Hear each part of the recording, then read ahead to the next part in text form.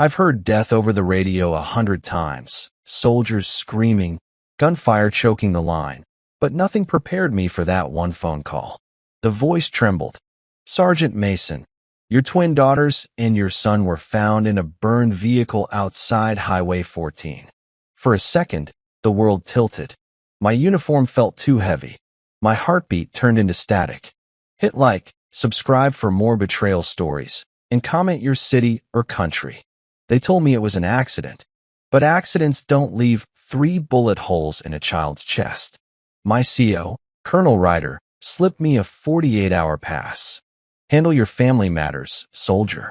Don't do anything stupid. He meant well, but there was something in his eyes, guilt maybe. I'd seen that look on men who've buried the truth deeper than the dead. When I reached home, the air smelled of smoke and metal. My girl's favorite stuffed bear sat on the porch, covered in soot. Their laughter, gone. My boy's baseball glove, ashes. Neighbors stared, but said nothing. A local police car lingered at the corner too long. Every instinct in my body screamed, something isn't right. At the morgue, I barely recognized them. I didn't cry. Soldiers like me don't cry. Our tears turned to missions. A detective handed me a rushed report. Mechanical words like drunk driver, flipped SUV, case closed. But I noticed something everyone missed. Police File 42A, signed by Lieutenant Grant Keller. I knew that name. He served with me once, boot camp, 2005. He wasn't drunk. He was dirty. I looked up his file that night. Still active. Still wearing blue. A tattoo down his wrist, a black serpent swallowing a star. My gut twisted because I'd seen that same mark years ago. Not in America, but in Kabul, when we dismantled a cartel-linked unit embedded in security forces.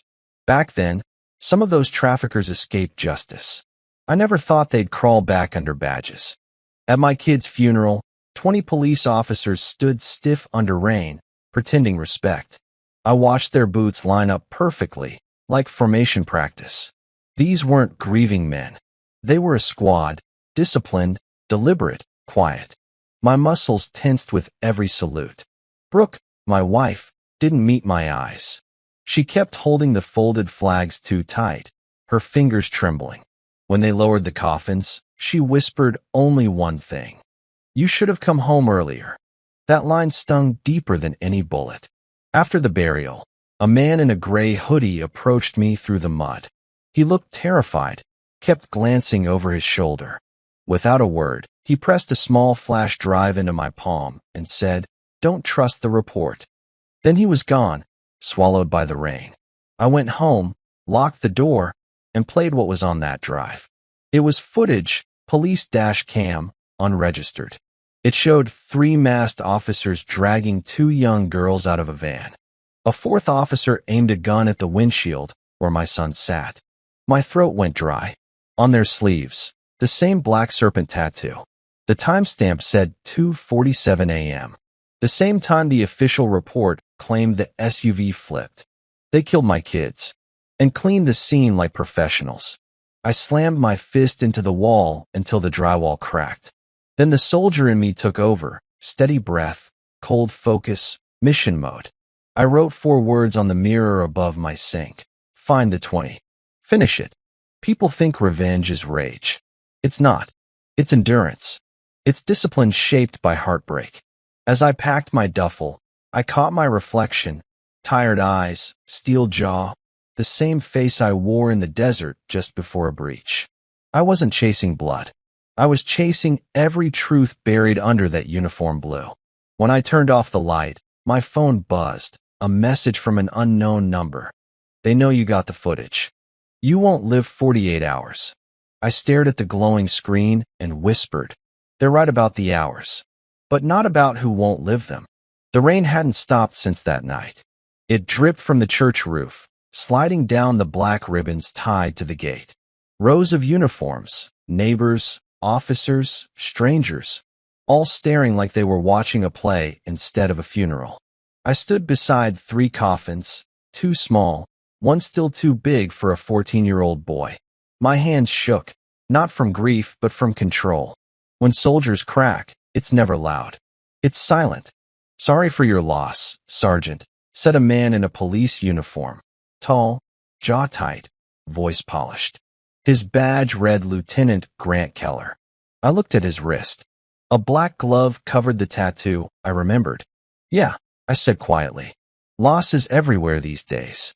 His eyes lingered a second too long. Behind him, a few officers shared a smirk like they were in on a joke. Then my wife, Brooke, stepped forward with the folded flags. Her face looked hollow, like all the light had drained out of her. They said, they suffered, she whispered. I need you to let it go, Mason. Let it go? You want me to? I swallowed it. Wrong place. Wrong time. The moment the crowd began to clear, I felt eyes burning into me. I turned, an old man by a tree, wearing a gray hoodie. The same man from last night. He motioned toward the parking lot, then disappeared again. I walked out after a minute, pretending to take a call. My fingers tightened on the small flash drive in my pocket. He was waiting by an old black sedan. You shouldn't have watched it, he said, voice flat. They'll come for you now. Those 20, they don't answer to the chief. They answer to someone higher, someone untouchable.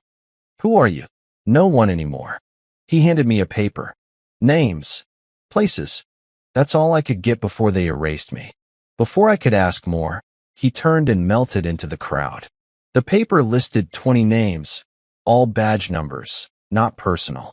But next to each was a small symbol, a serpent swallowing a star. Just like the tattoo. That night, I watched the security footage again, this time in slow motion. One frame froze me still, a reflection on a car door. A woman's face. Brooke. For a second, I couldn't breathe. She was there. My wife was there. Was she being held? Helping them? What had they done to her? At midnight, someone knocked on my door, soft, cautious. I grabbed my pistol before opening it an inch. Brooke stood outside, soaked from the rain, eyes swollen. Mason, please, where were you when they died? She flinched like I hit her. Don't start. I saw you on that footage, Brooke. Her lip trembled. You don't understand. They said they'd kill me too if I didn't. Didn't what? Record everything. I was trying to expose them, Mason. But they found out. They took the kids first. The words hung in the air like broken glass. My mind screamed, but my voice came out cold. Name them. I can't. They'll name them. Lightning flashed outside, lighting her face white. She whispered, Keller and 19 others. They work for a protection unit that covers cartel deals through the precinct. I closed my eyes for a second, fighting the urge to scream. You filmed them. She nodded. It's gone. They took my laptop, everything. I stared at her. Part of me wanted to hold her, another wanted to walk away. She stepped closer, voice shaking. You can't go after them, Mason. You're just one man. I whispered, exactly. One soldier with nothing left to lose. The next morning, I visited the burial ground again. 20 police cruisers idled along the road, engines humming. Keller stepped out of one, sunglasses on even under the gray sky. He smiled slightly. Rough day, Sergeant. You should head back to base. Leave the heavy lifting to us. You already did enough lifting, I said. 3 graves full. His jaw tightened. Watch your tone, soldier. I don't take orders from snakes. Before he could reply, the church bell broke the silence. Everyone turned as the wind blew hard, scattering black petals from the wreaths. For a moment, it looked like ashes falling from the sky. When I got home, one of my old base friends, Victor, was leaning on my porch railing. Heard what happened, he said. You sure you're okay? Define okay. He looked toward the unmarked police car parked down the block. They're watching you. You got 48 hours, according to the chatter I picked up. 48. He nodded. Apparently your CO made some calls. Maybe to protect you. Maybe to keep you contained. I stared out at the rain-soaked street. Then I'd better use every damn second right. Inside, the paper with 20 code names lay open on the table. I tapped each one slowly, memorizing. 20 men. 20 graves waiting for justice. And by the end of those 48 hours, every serpent in uniform would choke on their own badge. The storm finally broke that night, but the silence it left behind was heavier than thunder. Every creak of my house felt wrong, like someone else was breathing inside those walls. I hadn't slept for 30 hours. My uniform still hung on the chair beside my rifle case. The paper with the 20 badge numbers lay open on the floor, soaked from spilled whiskey. Each number felt like a heartbeat I could almost hear. Victor sat at the table across from me, his laptop glowing dim under the flickering light. "You sure about this, Mason?" he asked without looking up. "You ever seen me unsure in combat?" "This isn't combat. These are cops. They know their city better than you know a war zone." I leaned forward. "And I know how to hunt men who think they're invincible." He sighed and turned the screen toward me. I cross-checked those badge numbers. Every one belongs to a task force that doesn't officially exist. No payroll trail. No command chain visible. Calls itself Unit 02, supposedly formed for internal cleanups. Cleanups, I repeated, meaning cover-ups. Drugs, trafficking, political dirt, you name it. They run midnight jobs out of old narcotics offices near the South Docks. He zoomed into a satellite image, a sealed compound with a faded sheriff's star still painted on its walls. I folded my arms. "That's where they took my kids." Victor hesitated. "Brooke told you that?" "No," I said. Her silence told me more than her words ever did. He looked at me then, really looked. "You still trust her?" "I don't trust anyone," I answered. "But I'm not leaving her out there alone." Victor's fingers flew across the keys again. "All right. I found something on Keller." He rotated the laptop back. An image of Lieutenant Grant Keller flashed on screen, standing next to a younger officer, both smiling over a seized cash pile. That man beside him. "It's your old commanding officer, Colonel Ryder." I stared at the photo, pulse rising. "Ryder?" "Yeah. Back then he was assigned as an observant for interdepartmental joint ops. Looks like he stayed connected." My jaw tightened. He gave me the 48-hour pass. Exactly. I leaned back slowly, piecing it together. So I wasn't being trusted. I was being contained. Next morning, I changed into civilian clothes. Dark jeans, leather jacket, same combat boots from deployment. The soldier might be officially off duty, but the mission wasn't. I drove to the South Docks, keeping low, car lights off once I got closer. The old precinct loomed like a scar against the fog, windows boarded, cameras dead, but I could smell diesel and smoke. No abandoned building smells like that.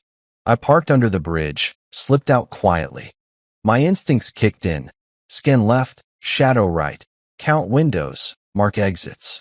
Inside the compound fence, 2 men stood by a barrel fire. Not cops, not gang junk. Their posture was trained, disciplined. I moved closer, crouched behind a rusted car, earpiece tuned to an open police comm band. Static. Then a voice. "Unit 02 inbound. Secure perimeter. No civvies leave the docks until shipment cleared." Shipment. I felt my jaw clench. Before I could process, a hand landed on my shoulder. I spun fast, blade to throat. "Victor." "Relax, man, it's me," he hissed. "Told you not to come alone. You followed me. You'd walk straight into a hornet's nest without backup." "Then stay quiet," I said. "We go in, grab proof, and get out. No noise." We slipped through a broken window. Inside, the air stank of oil and gunmetal. A hollow hallway stretched ahead, light flickering from a single emergency bulb. Dozens of files lay stacked along the wall, confiscated evidence tags, all marked closed. Victor whispered, "We're standing on a graveyard of truths." I whispered back. Then we dig. In a side room, screens buzzed with looping footage, highway cameras, body cam clips. Some labeled with dates matching the night of my kids' deaths. Victor's eyes went wide. "Mason, look at this." He opened a folder named Operation Sanctity. Inside were 20 headshots, the same names on my list. Under each photo, authorized by Commanding Officer Ryder. There it was.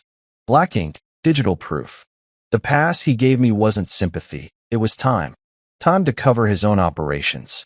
Time to destroy evidence. Time to make sure Sergeant Mason Blake was out of the way. My hand curled into a fist. No more waiting. A sudden noise came from the corridor. Footsteps. Fast. Coming in doubles. We ducked behind a metal locker as 3 officers entered, weapons holstered but alert. They were laughing. Careless. Tired. One said, "Ryder's killing it, huh? Nobody's touching us. Even that soldier freak's probably drinking himself to death by now." My vision tunneled. My hand pressed against my knife hilt. Victor grabbed my wrist softly. "Not now," he whispered. "We need them alive." They left, leaving the scent of nicotine and arrogance behind. We exhaled together. Then Victor connected his drive and started copying data. "Give me 3 minutes," he murmured. Suddenly, a screen flickered, digital alert triggered. My old military ID flashed red across one of their systems. "We're burned," Victor said. I grabbed the hard drive, yanked the cord. "Move." We ran through the hall as flashlights swept across the far door. Shouts rose. "He's here. It's him." Shots cracked the night. Glass shattered above us. We slipped out the back, sliding behind a dumpster near the fence. Victor groaned, clutching his shoulder. "Grazed. Keep moving." I tore my jacket, pressed cloth on his wound, and hauled him up. "We're not dying here." "Not yet." We reached the pier and dove behind a row of containers. Headlights flashed across the water as 2 black SUVs rolled up the dock road. I recognized the man stepping out. Polished boots, trimmed beard, eyes too calm. "Ryder." He looked around slowly, then spoke into his phone. "Yeah, confirm. Clear the premises. If he's alive, drag him in. We finish this before morning." Then he climbed back inside his SUV, engine roaring down the road. Victor slumped against a container, breathing hard. "You saw him, didn't you?" "Yeah," I said. "The man who taught me honor, now cleans blood for profit." He winced. "What now?" "We make this public," I said. "Expose everything." "That's suicide, Mason. What's left to die for?" The faint buzz of helicopters echoed over the bay. City task forces mobilizing, probably fake raids meant to erase. I pressed my hand into the wet soil, grounding myself. They wanted me gone in 48 hours. They'll get what they asked for, just not how they expected. Victor looked at me. "You're turning this into an operation." "It already is," I said. Operation 48. We limped back to the car, drenched, half bleeding, carrying the first real piece of truth in a world full of lies. As dawn cracked across the horizon, I watched the reflection of the rising sun across the windshield, red, sharp, endless. Like the memory of my children's faces. Some wars aren't declared. They're born. And mine had just begun. The night we fled the docks, the city seemed to fade behind smoke and thunder. Victor's shoulder was wrapped in a torn bandage, his breathing rough but steady. Inside the car, the hard drive glowed faint blue, tiny proof that all of this wasn't in my head. 20 men, 1 commanding officer, all linked by one word, Ryder. I drove north without headlights, following empty roads that looked more like memories than asphalt. Every face I'd ever trusted was now a suspect. Every silence in my head felt like a whisper from my kids asking, "Why did you let them?" By sunrise, we reached one of my old safe houses outside the city, a cabin left from my recon training days. Cold, empty, unfinished walls. I laid Victor on the couch. He managed a weak grin. "Remind me," he muttered, "why do all your hideouts look like interrogation rooms?" "Because that's where I think," I said, tossing him a blanket. He smirked, then winced. "You still talk like you're in briefing mode, Mason." "I never stopped being in one," I said quietly. While he dozed off, I connected the hard drive to an old Army-issue laptop. The files were scrambled with coded names, encrypted beyond standard for local data. But Victor had left enough tools to crack through the first layer. Inside the folders were recorded transmissions, partial logs, surveillance notes, even payment schedules. Everything pointed to a single operation name burned into each header, Project Purity. It wasn't just about corruption. It was extermination disguised as cleanup. These cops had been eliminating anyone who threatened to expose their network. Witnesses, journalists, even families. My family wasn't collateral damage. They were a message. The sound of Victor's stirring pulled me out of thought. He looked at me with one eye open. You found something. Yeah, and it's uglier than I imagined. Before I could explain, my phone buzzed. A blocked call. I hesitated before answering. A familiar voice slipped through static. Mason, Brooke? Her voice cracked. They know you're alive. They're moving tonight. Where are you? You're not safe. Riders using federal tags to mark you rogue. Every precinct will shoot first. Tell me where you are, Brooke. Mason, listen to me. A crash sounded through the line, then a man's voice shouting orders. The call went dead. I froze for half a second, then was already grabbing my gear. Victor sat up. Who was that? She's still alive. But they've got her again. She could be bait. She's still my wife. He groaned. Then it's time to call in someone who owes you. That someone was Victor's contact, Harper, a former analyst forced out after blowing the whistle on false operations. She met us at an underground garage near the industrial zone.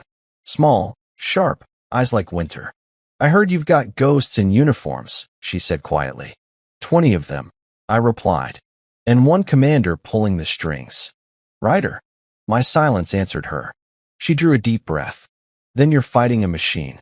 I can give you sight lines and routes, but once you move, every eye on the grid will turn your way. Good, I said. Let them watch. We planned in whispers around the hood of my car. Harper tracking police chatter, Victor updating our route, me studying maps like I used to study enemy compounds overseas. The old precision came back naturally. Step by step, breath by breath. Harper pulled up the last GPS ping from Brooke's phone. An abandoned warehouse district near the river, same zone used for impounded evidence. That's where they hold people who disappear, she said flatly. Then that's where we go. By nightfall, fog hung low over the river. The warehouse lights flickered dim under the weight of humidity. I could feel old instincts tightening across my nerves, timing footfalls with breath, keeping my shadow shorter than my outline. Victor handled overwatch from the ridge with a small drone. 2 guards at main door. For patrol rear sector. Looks quiet inside. Too quiet, I said. That means staged. I moved through a gap in the fence, boots silent on wet gravel. Inside, the air reeked of gasoline and rust. Wooden crates lined the floor, but some weren't empty. They were body bags. Half unzipped, half tagged with numbers. These weren't storage crates. They were graves waiting for signatures. Down the hallway, a faint voice echoed, pleading, broken. Brooks. I followed the sound into a small back room lit by one bulb. She sat tied to a chair, blindfolded, trembling. Her lips split, wrist red raw. I stepped closer, blade ready in silence. Another voice came from the corner. I told you we'd bring him here, Grant Keller said, stepping out of shadow. His pistol aimed casually at Brooke's head. Looks like the sergeant still follows the trail, he sneered. Too bad his trail ends here. I raised my hand slowly. You killed my kids, Keller. Look me in the eye and tell me they were threats. He smirked. Collateral. Wrong place, wrong time. Happens in cleanup. Cleanup, I repeated softly. You hide behind that word because murder doesn't earn promotions. He laughed once. You think we're the villains? You kill for country.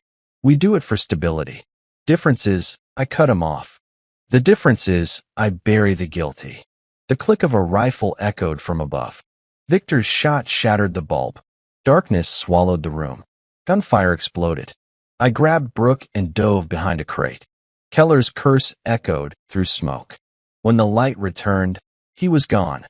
Doors swinging open, bullets still clinking on the floor. I pressed my back to the wall, heart hammering. Brooke whispered, You shouldn't have come. I told you. I said, cutting her ropes. I'm done losing family. Victor's voice came through comms, panting. Mason, multiple units inbound. They traced us. How long? 2 minutes. I pulled Brooke to her feet. Then we finished what we started. We dashed toward the loading bay, exiting through a broken shutter. Overhead, sirens wailed closer. Victor met us halfway, one arm pressed to his wound again. You okay? I asked. Not really, he muttered. But I hit one of their trucks on the way out. We got the proof, he asked. Enough to burn their fortress, I replied. Now we get it out before Ryder spins the story. Harper's voice came through Victor's earpiece. The file you took earlier? You've got less than 6 hours before Ryder's men wipe every trace from defense servers. Then we upload before dawn, I said. The three of us crashed into the car, tires screeching against wet asphalt. Brooke leaned forward, whispering between breaths. Mason, there's something else. I glanced at her. What? Not all 20 were there that night. 2 never showed. They were supposed to protect us, but they pulled out last minute. Ryder replaced them.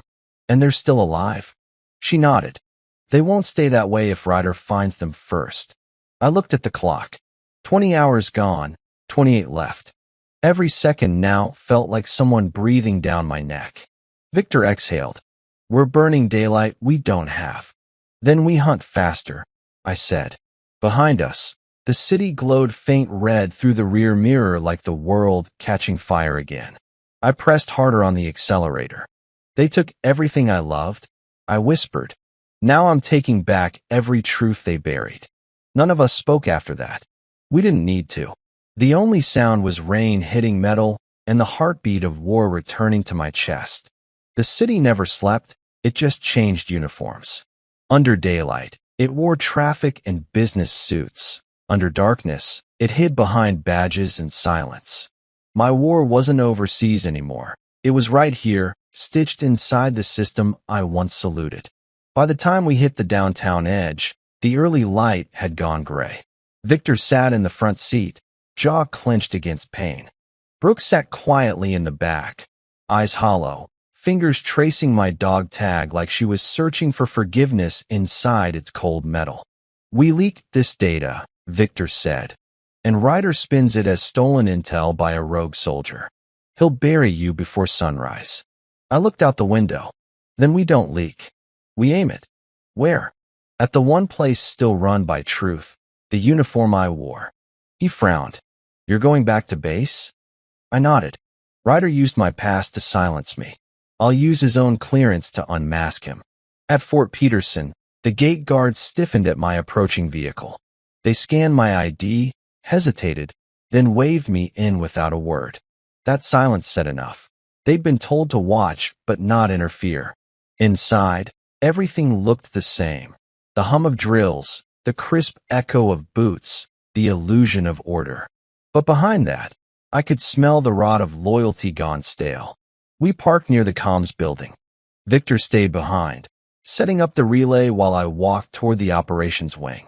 Brooke followed a few steps back, disguised in one of Harper's spare uniforms. In the hall, I passed photos of fallen soldiers. My own unit stared down from those frames. The next second, Ryder's voice echoed across the corridor. Sergeant Blake, you look tired for a man with only 2 days off. I turned. He was waiting at his office doorway, calm as always, every inch the model officer. The kind the world trusted. That calm was a mask, one I'd worn myself in darker places. I could say the same, sir, I said. He stepped closer, smiling faintly. You really should have stayed away from those docs. Do you know how much cleanup you caused? I saw your signature on the files, Colonel. Words mean nothing without context. I authorized deep cover asset protection, not crime. Watch how stories twist, Mason. They can drown even heroes. I stared at him. You called my kids an asset? He brushed past me to the window. They were witnesses. And witnesses bleed operations dry. Every syllable cut like glass. My hands tightened until I felt the leather of my gloves stretch. You could have stopped it, I said quietly. I could have, he replied, still gazing at the field outside. But I needed to see how far loyalty could stretch before breaking. Turns out, it snaps right about where family begins. He turned, meeting my eyes with nothing human left in his. You've got 30 hours left on that pass. Hand me the drive, and I'll make sure you see a courtroom instead of a coffin. I don't want your mercy, I said. I want their names in public record. He sighed, stepping closer. Then remember this moment when your wife and your friend die running circles for a ghost mission. A knock shattered the tension. A young sergeant entered, eyes uneasy. Sir, major units report movement near Hangar 12. Unregistered drone scans. Possible breach. Ryder's jaw twitched. Lock it down. As soon as he turned, I slipped out behind him and headed toward the stairwell. My pulse raced, but years of combat training kept each step silent. Brooke caught up halfway down. What did he say? I looked at her. He admitted enough. Then we need proof recorded, she said. I already got it. I lifted the pen clipped to my chest pocket, Mike blinking red. He can't scrub what's already stored. We reached Victor through a maintenance tunnel. He was sweat-drenched, fingers flying across the keyboard. Ryder's tracing. Once he locates this relay, he'll kill the channel. How much longer? 3 minutes. Suddenly, floodlights outside flickered red. An alarm tore through the compound. They found us, Brooke whispered. Before we could react, 2 soldiers stormed through the door. I moved instinctively, disarmed one, sent him crashing into the wall, grabbed the other's rifle, slammed the butt into his chest. Victor secured the laptop to a vest drive and yanked the cord. Data saved. We sprinted across the corridor. The air smelled of cordite and adrenaline. In the distance, Ryder's voice echoed orders. Lock section Delta. Secure all exits. Bring Blake alive. Alive for optics. Dead for convenience. Outside, the storm had risen again. Rain slashed across the runway as we bolted toward the hangar. Overhead, a chopper's light swept the tarmac. Brooke stumbled, but I caught her before she fell. Victor shouted, "We've got to split. 2 vehicles, different routes." "No," I snapped. "We stay together till it's done." We dove into an old Humvee under the floodlight tower. Victor jumped to the driver's seat. The engine roared awake. Shots rang from behind as soldiers fired across the lot. I fired back once, to distract, not kill, then hurled a flashbang out the window. White burst swallowed the rain. As we sped out through the rear gate, Brooke turned to look back. The base alarm echoed like a war cry against the dark. Victor shouted over the storm. "Where to?" "To the precinct," I said. He blinked. "You going straight into their house?" Exactly where truth hurts most. At dawn, the precinct parking lot lay almost empty. Ordinary on the surface, corrupt underneath. We parked behind a row of confiscated cars. Harper was already waiting by a side door, her hood up, thumb on a tablet. "I've got 30 seconds of blackout on their networks," she said. "Once these files go public, your face goes with them, Mason. No turning back." "Good," I said. "People believe faces. They forget names." She handed me a badge card. "That gets you inside the evidence room." I walked through those halls like a ghost dressed in flesh. The walls smelled of wax and lies. On one corner bulletin board hung a photo of Keller and his unit, smiling with medals. My eyes fixed on the details, their badges. Each had a faint mark engraved behind the number. The serpent swallowing a star. Hidden. Official. That's when it hit me. The operation wasn't just a side unit. It was bred into the badge itself. An emblem hidden in plain sight. I ran my finger over one photo. "You built your empire off dead uniforms," I whispered. Then I yanked the frame from the wall and smashed the glass. Down the hall, voices rose. Doors opened.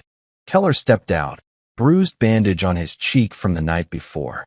His smirk returned when he saw me. "Back for your confession?"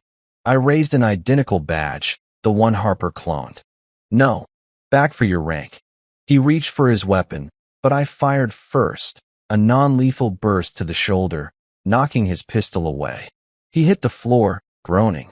I knelt beside him, pressing the muzzle against his badge until metal burned. "Tell me how many of those marks you've made." He sneered up through the pain. Enough that you'll never stop it. Maybe not, I said, but the world will see your faces.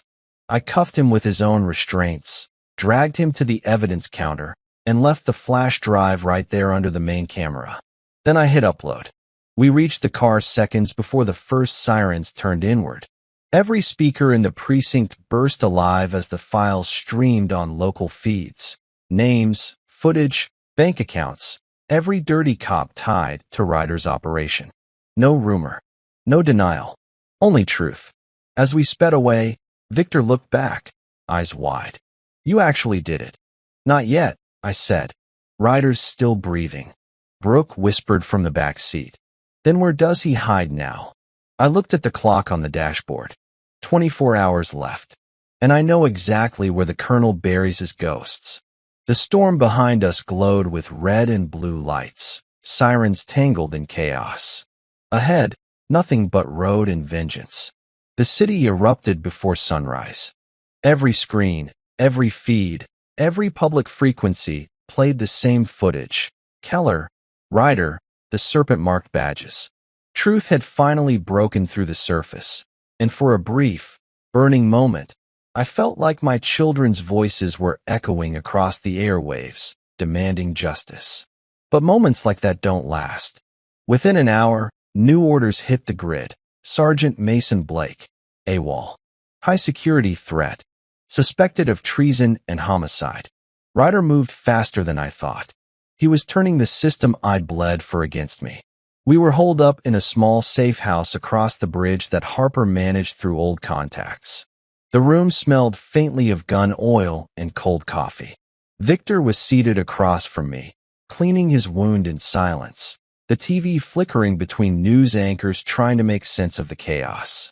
Brooke sat near the window, staring at the rain that refused to stop. Her voice broke the silence. You've become their headline now, Mason.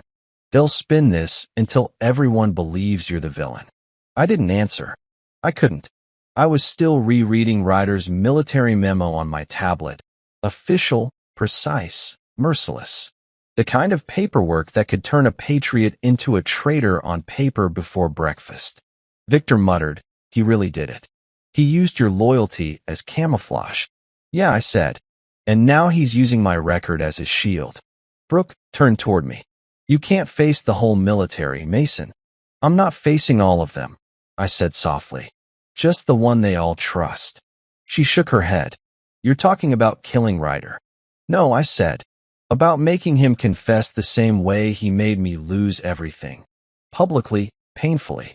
Victor stood, pacing. He's protected. Every base, every road monitored. You won't touch him directly.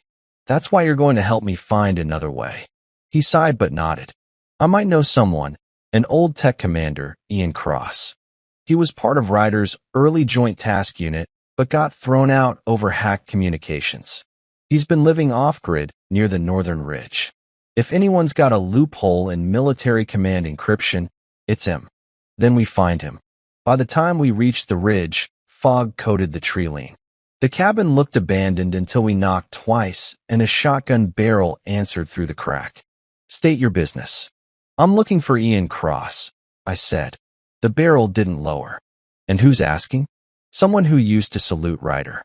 The door opened a few inches. A disheveled man in a faded tactical vest stepped out, eyes sharp, face lined from years of distrust. You're Mason Blake. Word travels fast. He smirked. Fast enough to tell me the hero went rogue. You really stirred a hornet's nest. I need to finish what Ryder started. Cross studied me for a moment, then stepped aside. Come in. But leave the soldier tone outside. You're in my territory now. Inside, the room buzzed with machines humming off generators, maps pinned on the walls, and monitors showing scrambled security footage. Cross poured 3 cups of black coffee. So, what's the plan, Sergeant? I need access to the chain of command feed. If I expose his encrypted messages, the military won't be able to hide him. I need authenticated proof, his voice, his code. Cross leaned forward, curiosity flickering. You think Ryder keeps his sins logged under his real account? I think he's arrogant enough to. Cross chuckled. Good. I like that kind of stupidity. He tapped a few keys and motioned toward his screens. You get me 5 minutes of uninterrupted signal. I can mirror his next transmission and trace his location. Victor frowned. How do we trigger it? Cross sipped his coffee. Simple. Give him something to respond to, something only he'll know is bait. I thought for a while, then glanced at Brooke. We still have his voice on record from the pen mic. We'll use his own tone to broadcast a fake emergency recall. Say his network's been compromised and he needs to secure physical evidence. Cross smiled. Smart. He'll chase ghosts while we follow his scent. An hour later, we were ready. Cross linked the transmitter to Ryder's frequency. Victor watched the radar feed while Brooke held the power relay. I steadied the mic. Cross nodded. Do it. I pressed record and mimicked Ryder's clipped tone. This is Colonel Ryder. Operation containment breached. Evidence compromised. All handlers converge for physical secure recovery. Message sent. Cross muttered. Now watch. Seconds later, the signal flickered. Then another voice broke through. This is Ryder. Confirming breach. Directive remains classified. Adjust team to location Echo 7. Burn all remaining assets. Cross's eyes widened. Got him. Mapping triangulation now. Coordinates. Northwest sector. Abandoned training facility. That's where your man's hiding. I stood instantly. Then that's where it ends. We reached the facility by dusk. The sunset bled red across the horizon like the sky itself remembered my children. The compound stood isolated. Old barracks, rusted gates, once used for off-book drills. Brooke adjusted her vest. There could be dozens of his men inside. Let them, I said. Victor loaded a small drone. I'll give you visuals from the roof. Move silent. Ryder will expect a confrontation. As the drone rose into the air, I crept through the side entrance. The smell of old oil and dust mixed with something else, fresh cigarette smoke. He was here. I turned a corner and froze.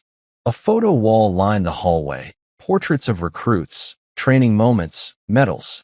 And there, centered among them, was mine.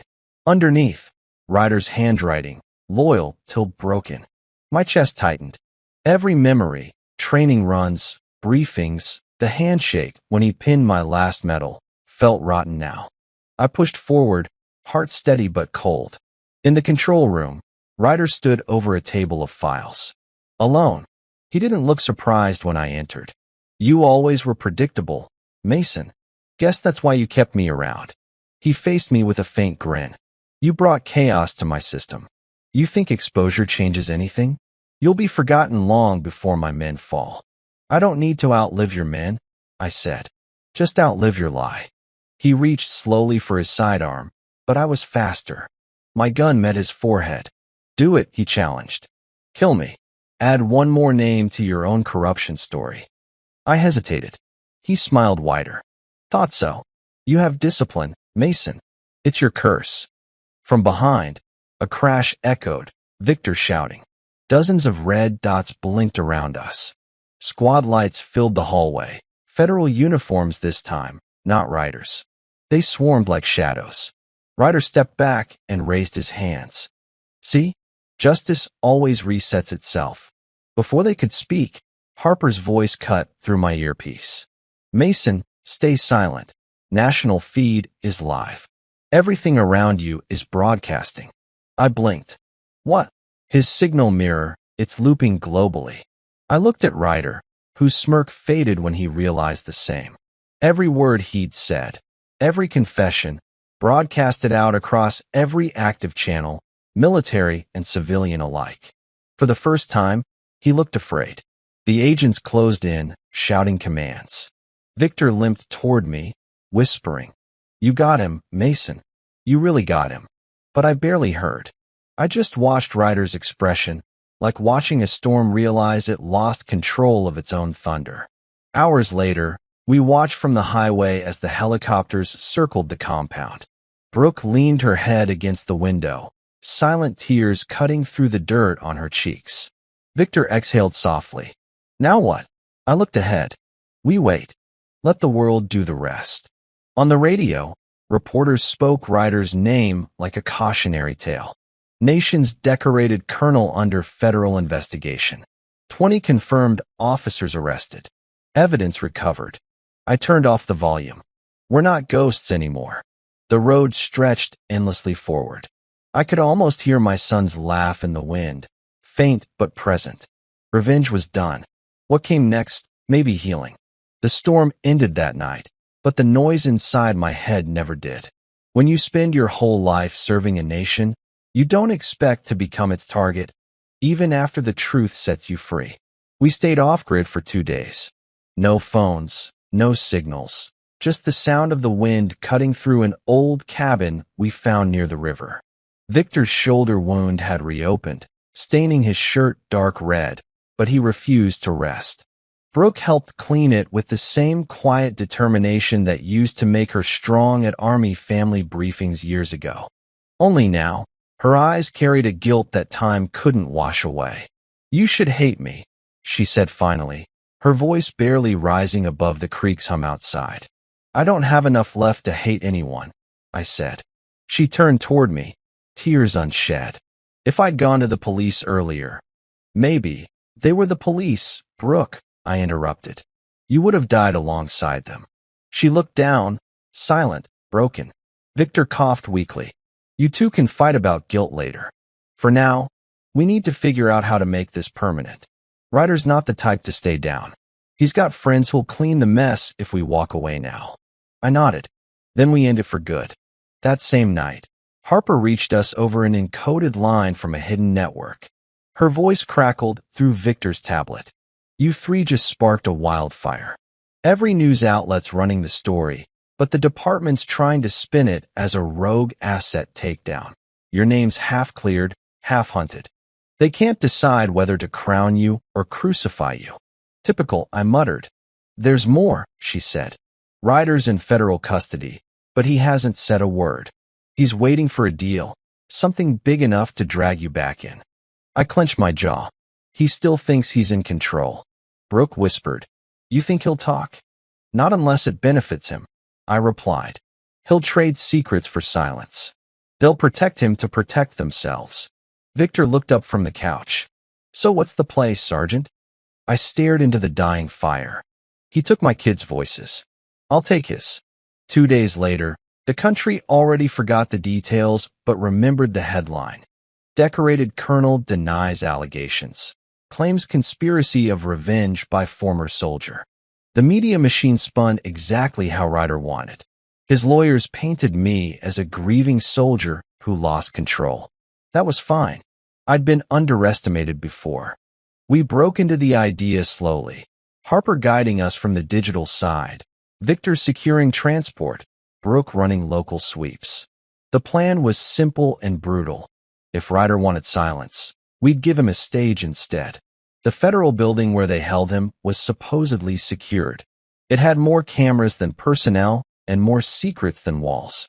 Harper's satellite view marked an underground route through a forgotten storm drain that opened under the courthouse foundation, a route Ryder's men probably used during transfers.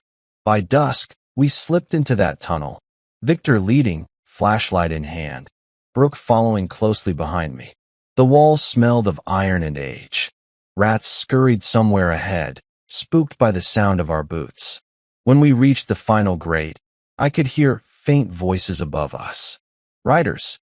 Calm. Confident. Bargaining. I provided results the agency wanted, he was saying. If you think you can clean your image without me, you'll lose every election and every budget approval. I built the shadow you hide behind. Even down there, his arrogance carried weight. Victor hissed, You're not recording this. I tapped my chest. Always. We watched the lights from the interrogation room flicker through cracks in the floor vent. 2 agents across the table exchanged glances, visibly shaken by Ryder's threats. One of them signaled the guard and walked out, leaving Ryder alone for a moment. That's when the emergency alarm blared, loud, shrill, and wrong. Flames of red light rolled through the hallway as sprinklers hissed to life. The building erupted into chaos. Ryder's voice grew sharper. What the hell is happening? Then I saw it. One of the guards rushing back in, drenched, whispering something to him. Ryder turned pale, then furious. Shut it down. That's not them. It's him. He's here. He was right. I was. By the time I walked into that interrogation room, water still dripped from the ceiling. The agents were gone. Only Ryder sat, cuffed, staring at me like death had been resurrected in a uniform. Quiet meeting, I said. Always like those. He chuckled humorlessly. You just can't stop, can you, Sergeant? Truth won't bring your family back. No, but it'll stop their killers from being remembered as heroes. He leaned forward, his cuffs clinking. And you think people will believe you over the flag? They don't need to, I said. They just need to see you afraid. I placed the pen mic on the table. It blinked red with a live connection. Then I pressed play. His earlier confession, his voice from our last meeting at the base, echoed through the room. Lines about witnesses bleeding operations dry. Containment. Collateral. Every word. He stared at the device, realizing too late what it meant. The world outside those walls was hearing it again, amplified, undeniable, final. I leaned close. That's your legacy now, sir. Not the medals. Not the missions. He lurched forward, rage overtaking reason. You'll never be free. You think this ends me? My orders kept this country stable while you were chasing ghosts in deserts. Men like me build walls. Men like you just break against them. I stepped back slowly, the sound of his voice twisting into madness behind me. Then I'll keep breaking walls until none are left. Before the guards stormed in, I turned and walked out quietly. Brooke and Victor waited near the stairwell, both pale from the alarm lights. It's done, I said simply. We slipped through the chaos, down into the street. Fire trucks screamed in the distance. Rain poured again, rapid and cold. The air smelled of lightning and endings. Brooke grabbed my hand for the first time in months. What now? I looked at her tired eyes, then at Victor's weary smile despite the blood drying on his sleeve. Now, I said, we live. That's the only revenge left worth having. We walked into the storm until the red lights from the courthouse faded behind us. Above, the Army insignia still glowed across the building's stone, unchanged, unashamed. But somewhere inside, their golden hero was just another criminal with no one left to salute him. For the first time in years, I felt something close to peace. The world felt too quiet after the storm. For the first time in months, there wasn't a gun in my hand or blood on my boots. Just silence. But silence, I've learned, isn't peace. It's the space life gives you before it hits again. Victor patched up his arm with duct tape and painkillers, calling it field medicine. Brooke sat across from me in a motel room somewhere off Route 19, hair damp from the rain, staring blankly at a muted TV that replayed Ryder's capture on every channel. Hero turned traitor, the anchor said one night. The federal government confirms the existence of a hidden police unit tied to cartel-linked operations, now under dismantlement. I turned the sound off. Brooke looked at me. You did what you came for. I shook my head. Not yet. You exposed them. You got justice, Mason. I got headlines. Headlines fade. By noon the next day, Harper called. Her voice sounded more strained than usual. He's talking, Mason. Ryder. Yes. Only pieces, but enough to damage the right people. The higher-ups need a scapegoat, and they're trying to turn him into one, but he's bargaining with names. Whose names? Yours. Victor's. Brooks. I felt my pulse drum against my throat. He's still playing the game. Harper sighed. This time he's telling them you orchestrated everything. The leaks, the theft, the surveillance. He's using his own fall to drag you down alongside him. He can try. Mason, listen to me. He's calling for a full civilian capture order. You'll have federal heat on you within hours. You need to disappear. The line clicked dead. Brooke leaned forward. What did she say? I looked at her, eyes flat. They think we're criminals again. Victor chuckled dryly. Well, that didn't take long. I walked to the cracked mirror and stared at my reflection. I barely looked like a soldier anymore. Beard growing wild, eyes hollow, a man the world could paint into any villain it wanted. They won't stop, I murmured. Victor stood. Then we finished the story before they rewrite it. I turned to him. Meaning? Meaning we show the world exactly who Ryder worked for, before his masters bury him and us. By evening, the rain returned, hammering the motel roof like bullets. Harper sent us one last file through a secure channel. Inside were financial ledgers, payments made not just to cops but to officials, investors, politicians. Ryder wasn't a lone snake in the grass. He was the root of the poison tree. Each transfer bore the same ID, Project Purity, Asset Maintenance Department of Defense. Brooke blinked, voice soft but firm. He was funded by the government. No, I corrected. By people who made the government theirs. I copied the files onto a portable drive, slipped it into a waterproof pouch, and looked at Victor. We in this tonight. We drove through the outskirts, headlights bouncing off puddles and broken road signs. Somewhere north, thunder yawned across the mountains. Harper's tracer pointed us to the harbor district. Dock 7, an abandoned inspection yard now crawling with silent trucks and men in plain clothes. Their eyes moved like soldiers, but their badges were blank. No one wore uniforms anymore. That's them, Victor said quietly. Last smoke before the shutdown. Brooke touched my arm. Mason, if we do this, there's no going back. No place to hide. I looked at her gently. We stopped having homes the day they killed our children. We parked the car 2 blocks away and moved on foot through the fog. The closer we got, the louder the sound of generators and engines murmuring beneath the docks. Then voices. Wipe all servers, divert accounts, no records by dawn. I crept closer, recognizing the voice, not Ryder, but his handler, Major Oliver Trent, a man I'd once saluted. Oliver stood beside 2 operatives, flames from a nearby barrel fire painting his face. He tossed a cigarette onto a pile of shredded files. Burn it all. The colonel's conviction means nothing if the rest still breathes. I stepped out of the shadows, then stopped breathing. They froze, weapons half drawn. Thunder cracked above like a gunshot splitting heaven open. Mason Blake, Oliver said, smiling slowly. I thought ghosts didn't haunt their own masters. I'm not a ghost, I said. I'm the consequence. He laughed softly. You think you won? Ryder was a pawn. I'm the board. Then I'm the fire. They moved first, 2 rifles flashing in the dark. I dropped behind a pillar, rolled sideways, fired twice. Controlled, mechanical, years of training snapping back like instinct. One went down screaming, the other fled toward the docks. Oliver ran for a truck. I followed through the rain, boots splashing, chest burning.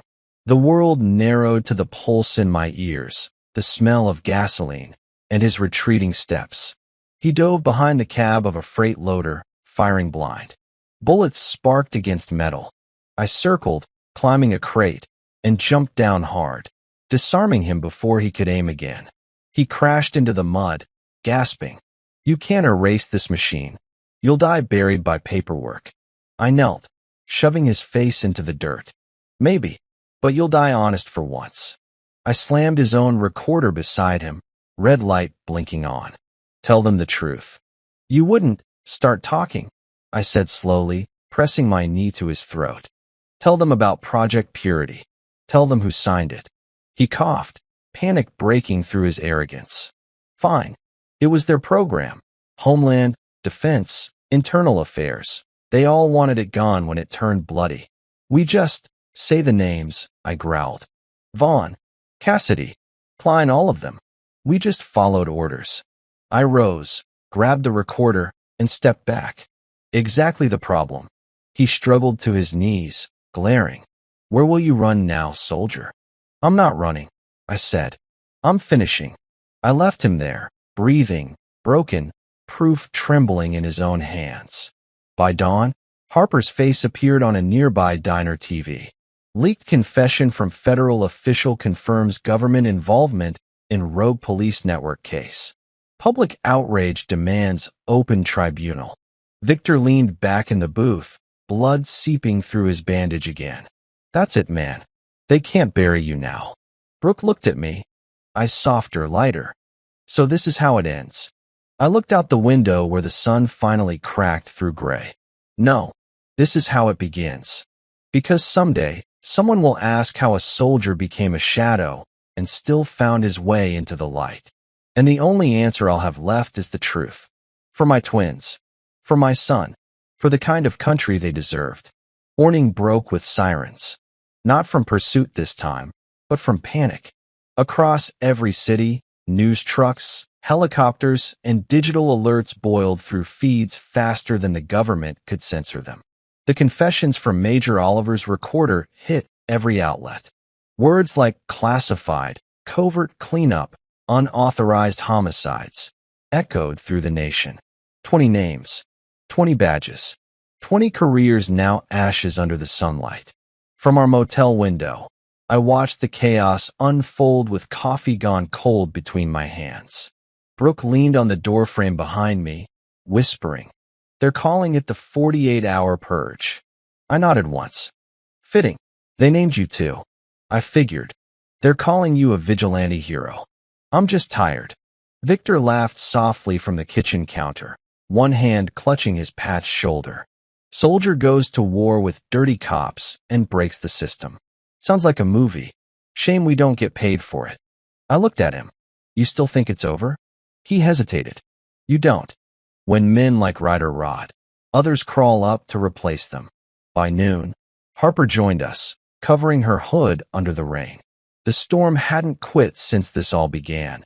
It was like the sky refused to wash clean. We did it, she said, though her voice lacked relief.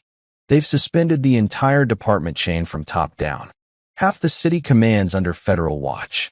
You've awakened a public tribunal. They'll want faces, not names. I gave them both, I replied. She handed me a tablet showing an endless flood of messages. Thousands of people, families, veterans, civilians, all writing things like, "Justice for your children. We stand with you." Brooke's eyes filled. I turned away. The soldier in me didn't know how to process kindness. That night, I took the car and drove alone to the cemetery. The headstones glistened under moonlight, wet from rain. My twins' graves sat side by side, their small plaques still young, the soil still soft. I knelt between them and pulled out the dog tag chain from my neck, both tags scuffed beyond read. I kept my promise, I whispered. They won't wear badges over your blood again. Wind rustled the grass, faint and cold. I could almost hear their laughter carried on it, the soft echo of peace I'd chased through war zones and courtrooms alike. Behind me, gravel crunched under boots. Didn't think you'd be here, Victor said quietly. He stood at the gate, hands deep in his jacket. Press wants a statement. They'll shut this down by morning, twist it into another operation if you vanish. I can't be their headline again, I said. I wasn't the story. My kids were. He looked away. You coming back then? I wasn't planning on it. Brooke won't like that. She deserves quiet. Not a ghost dragging danger behind him. Victor exhaled heavily, then reached into his pocket and held something out. A folded flag edge, the one given at the funeral. She asked me to give you this before you disappear again. I took it, fingers trembling against the rough cloth. Tell her they're finally safe. He nodded and left silently through the fog. Hours later, the rain turned into mist. I drove without destination, headlights cutting through emptiness. News on the radio confirmed what I had hoped and feared. Ryder found dead in federal custody. Cause unconfirmed. Missing evidence connected. They were erasing the trail, pretending closure while burying the truth once more. The voice in me that wanted vengeance twitched, but all I felt was exhaustion. Then, a faint buzz broke through static, a private line, Harper's voice. Mason, you need to see this. She sent a clip. Footage from internal cameras, minutes before Ryder's death. He wasn't alone. Someone entered his cell, a face I recognized instantly. Major Vaughn, one of the names Oliver mentioned. Vaughn spoke something into Ryder's ear, then walked out. A minute later, the feed cut. I muttered. They're cleaning the board. They'll come for you next, Harper said. Let them. You can't protect yourself forever. I don't need forever, I said. Just long enough to make sure everyone hears what's left. By dawn, the press conference erupted on every screen. Federal suits behind podiums, microphones bristling. They announced completion of internal Operation Purity takedown. Promised restoration of public trust. Apologies rehearsed by heart. They never said my name. Brooke watched from the motel, tears sliding silently, as if understanding that omission was my liberation. No name means no control. I was free. Somewhere far north, Victor's message pinged once more, a photo of him boarding a small cargo plane. Off the grid. Time to heal. Safe wins, brother. I smiled faintly. At least one of us still had a chance to breathe. Before I left the city, I stopped by the harbor one last time. The same dock where it all started, now empty, silent. The wind smelled of salt and smoke. In the distance, small boats bobbed along the current, leaving trails of white foam like scars fading across the water. I pulled a single bullet from my pocket, the last one from my service weapon, and tossed it into the sea. It hit the surface, sank, disappeared. Mission accomplished, I said softly. Then I turned and walked away as sunrise broke across the horizon. Through the rising light, across a country still half asleep, a soldier faded into legend. Not the kind sung about in schools or written on memorials, but the kind whispered in hushed tones by the broken, the betrayed, and the brave. And somewhere out there, 20 corrupt graves waited for grass to cover them. The city finally slept. Not the uneasy silence of cover-ups, but a rare kind of quiet, the kind that comes when guilt finally runs out of places to hide. It had been months since the tribunal. The news shifted, wars moved on, new names filled headlines. People forgot details, like they always do, but a few remembered the whispers about the soldier who stood alone and made 20 ghosts fall. I stayed off the grid since that dawn. No more uniforms. No rank to salute. Just long walks by the river and coffee that didn't taste like metal. The scar on my chest pulled tighter with every breath, but it reminded me I was still alive. Brooke found her peace too. She opened a small shelter for families of fallen servicemen. No plaques, no speeches, just quiet help. Sometimes she writes letters I never answer. But knowing she's rebuilding, even in small ways, feels enough. Victor sends postcards when he finds new corners of the world. The last one came from Alaska. 3 words written on the back. Still healing, brother. And me? I learned to stop chasing war, even the one inside my head. Every morning, I walk to a small field outside town. The same hill where my children's memorial stands now. Not the official graves, but a new one built by neighbors who never knew me, only the story. They planted 2 cherry trees side by side. When the wind blows, blossoms scatter like tiny metals across the ground. It's beautiful, in a way that hurts just right. Sometimes, strangers stop by. They ask if I knew the soldier who exposed the 20. I tell them only this. He wasn't looking for revenge. He was looking for peace. And peace, I've learned, isn't something you find. It's something you earn, one truth at a time. I sit on that hill as sunset sinks low, orange light brushing the horizon like fire calming to embers. Somewhere behind me, the faint echo of a parade drifts through town. Veterans marching, families cheering, kids waving flags that still mean something here.